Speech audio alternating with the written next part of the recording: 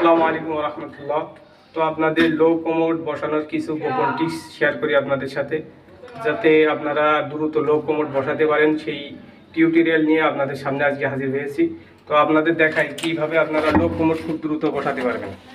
তো প্রথমত লো কোমোডের হাইটের যে মাপটা হবে সেটা আপনাদের সাথে শেয়ার করি। ঠিক আছে, লো কোমোডের যে ফ্লোরের থেকে যে মাপটা হবে সেটা এখানে দেখা যাচ্ছে। হ্যাঁ, দেখা যাচ্ছে। তো এটা আপনার আমরা ফ্লোরের থেকে আমরা এই লোকোমোটিভ যে হাইটটা, মানে ফ্লোর থেকে যে হাইটটা রাখি সেটা হচ্ছে 7 ইঞ্চি রাখি। সেক্ষেত্রে কি হয়, ওই ফ্লোরে টাইলস হয়, নিচের ওয়েস্টেজের ফ্লোরে টাইলস হয়, এই ফ্লোরে যে কভার হয় সেটা আপনার 4 থেকে 5 ইঞ্চি কভারেজ থাকে। সেটা দেখতে আসলে সুন্দর লাগে, বেশি হাইট হয়ে গেলে আসলে বাজে লাগে।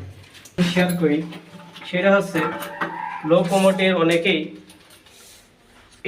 এই মাপটা রাখার জন্য অনেকে সময় ভোগান্তিতে হয়। যেই সমস্যাটা হয় আমি দেখে আসছি, অনেকেই ভুলটা করে ফেলে। এই সামনের এই আপনার পিছন থেকে যে মাপটা আছে এটা হচ্ছে অ্যাকুরেট মাপ। যদি আপনি এই সাইড থেকে লোকোমোটিভের মাপ রাখেন, এই সাইড থেকে যদি মাপ রাখতে যান, সেক্ষেত্রে আপনি কখনোই মাপ মিল করতে পারবেন না। কারণ এই পাশে লোকোমোটিভ একটু জায়গা বড় হয় আর সামনের দিকে একটু চিপা হয়। সেজন্য আসলে এই সাইড থেকে মাপ থেকে কখনোই লোকোমোট সোজা করতে পারবেন না। ঢালাই নিয়ে আসুন। যখন সামনেটা ঢালাই আপনার এই লেভেল, ওয়াটার লেভেল যখন মিডিল হবে, সেক্ষেত্রে সামনেটা যখন ঢালাই ঢালবেন তখন আপনার হচ্ছে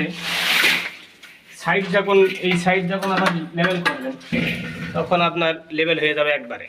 আর যদি সাইডে আগে ঢেলে নেন, 2 সাইডে ঢেলে নেন, সামনে পরে ঢালেন, সেক্ষেত্রে আপনার আবার মাপটা এলোমেলো হয়ে যাবে। সেই ক্ষেত্রে আমরা সর্বপ্রথম সামনে লেভেল করে নিই।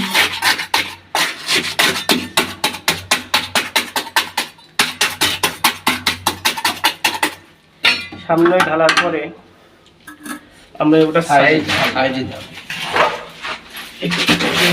কম রাখার একটা ইয়ে আছে, 5 ইঞ্চি রাখলে সবচেয়ে ভালো হতো। কিন্তু বাথরুমের স্পেসটা একেবারেই অল্প। এই বাথরুমের যে স্পেস, এখানে আসলে যে এই পাশে যে জায়গাটুকু আছে ওটা লোক গোসল করে যতটুকু জায়গা বাঁচে আর এখানে টাইলস দিলে দেখি, এখানে টাইলস দিলে হয়তো আর একটুখানি বেড়ে যাবে ঢালাই, সেই জন্য আমরা অল্প দিচ্ছি। কিন্তু সাধারণত 5 ইঞ্চি দেওয়া গেলে সবথেকে বেটার হয়। 5 ইঞ্চি দিলে আসলে খুব সুন্দর লাগে।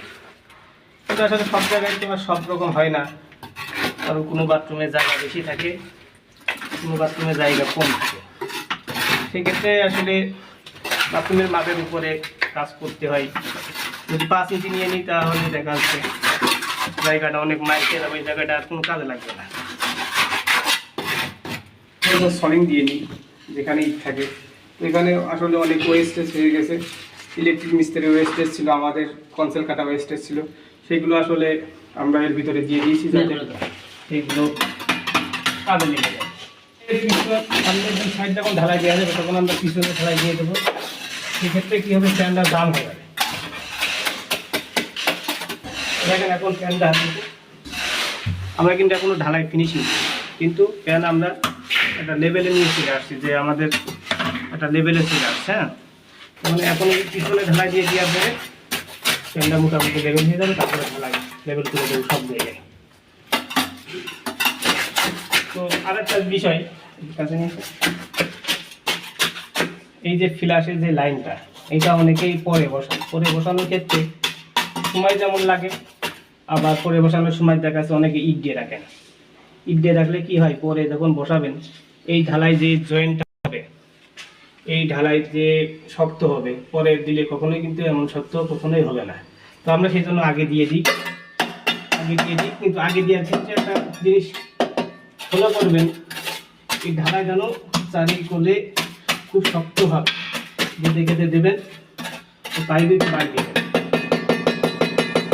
সেক্ষেত্রে যখন ফ্ল্যাশ ট্যাঙ্কের সুইচ টিপ দেওয়া হবে, পানি লিকের সম্ভাবনা একেবারেই কমে যাবে।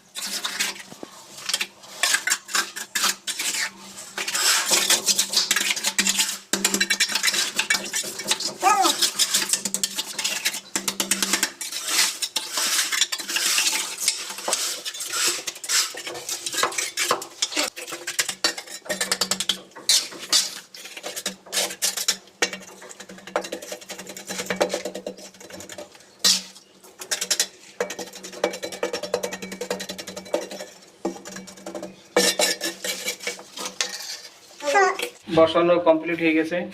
তো দেখাই, দেখেন সব দিকে লেভেল আছে। তো মাশাআল্লাহ সুন্দরভাবে বসানো কমপ্লিট। তো যারা দ্রুত কাজ করতে চান এভাবে করলে আপনার কাজ দ্রুত এগিয়ে যাবে।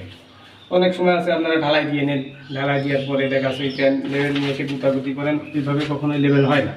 ঢালাই দিয়ে সময় লেভেল করে যদি বসান সেক্ষেত্রে আপনার কাজটা দ্রুত হবে। তো এই শিক্ষামূলক ভিডিওটি আপনাদের বন্ধুদের মাঝে ছড়িয়ে দেবেন। আর এরকম নতুন নতুন টিপস শিখতে আমাদের চ্যানেলটি সাবস্ক্রাইব করে ফলো দিয়ে পাশে থাকুন। ধন্যবাদ।